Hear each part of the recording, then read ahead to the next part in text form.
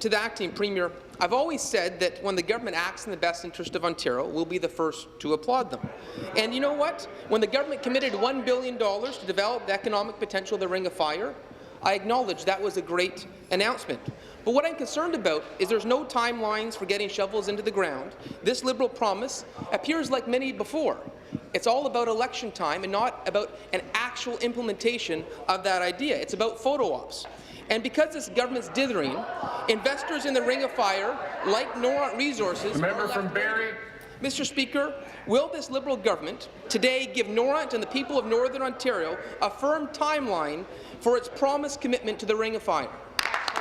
Speaker, the Minister of Northern Development and Mines. Minister of Northern Development and Mines. Thank you very much, Mr. Speaker. Glad to have an opportunity to respond to that question. And I think the Leader of the Opposition knows that Noront Resources made it very clear that they remain very committed to the project, and we're working very closely with them. In fact, they announced that they are moving forward on an exploration project within the Ring of Fire area themselves. And as a government, we remain absolutely committed to the project. We have got our commitment of $1 billion locked in, thanks to the Minister of Finance, for the transportation infrastructure corridor. We are looking forward to having an opportunity to have a discussion with the new federal government to engage in a process that was not very successful in the past with the previous government. We are engaged with a regional framework discussion with the Ottawa First Nations, and we have set up a development corporation to move that forward. So we have made indeed very positive progress.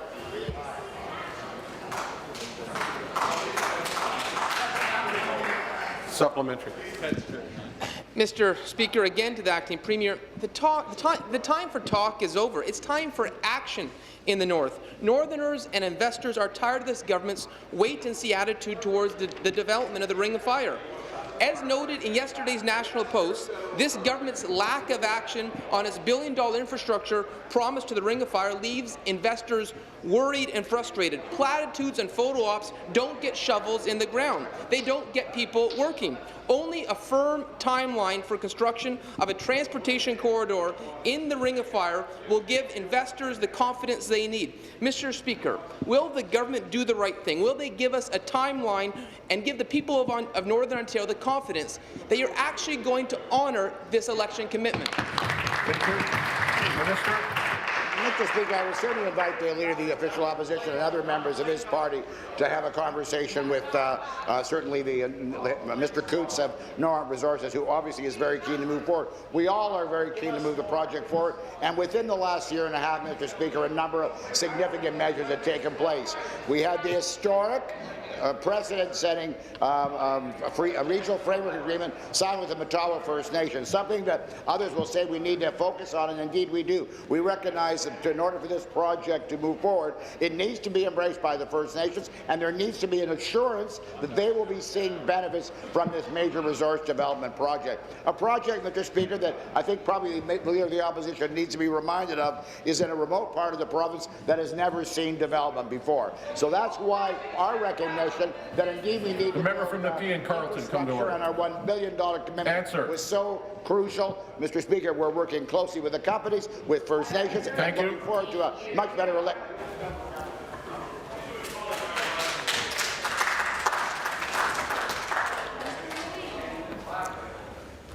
Final supplementary. Mr. Speaker, again for the acting Premier, I'm tired of these excuses. It's been 8 years since the Ring of Fires. 8. Stop talking. Order, please.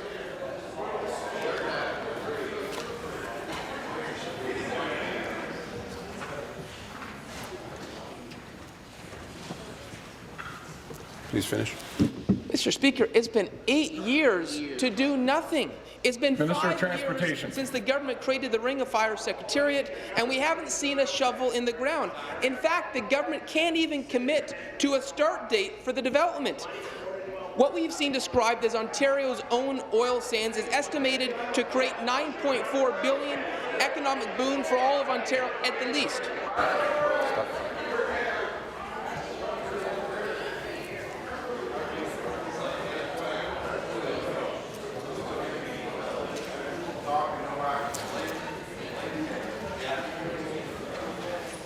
Let's start the clock.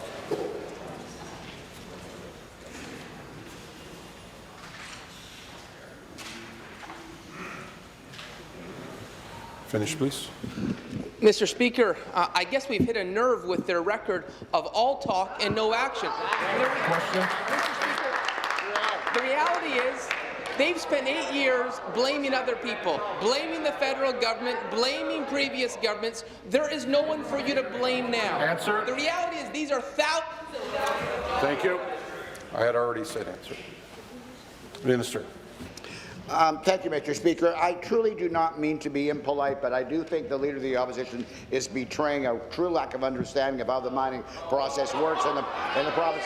And we can look at this. This is a project that, again, I will remind him, is a huge resource development opportunity. Yes, a remarkable opportunity in a remote part of the province that requires us, for all the right reasons, to work very, very closely.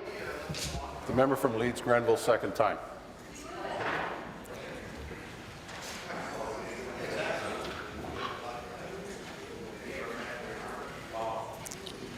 Finish, please.